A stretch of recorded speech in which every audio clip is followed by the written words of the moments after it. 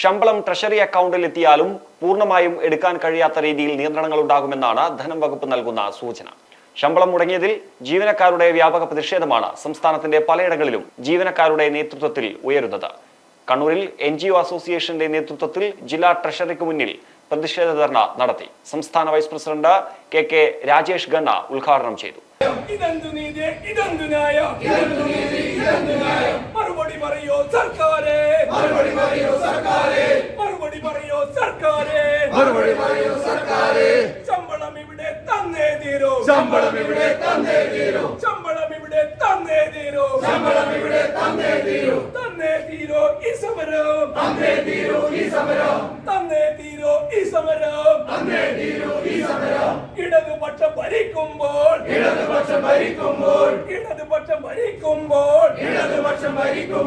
Kannur town branch president MT Sujesh അധ്യക്ഷത വഹിച്ചു.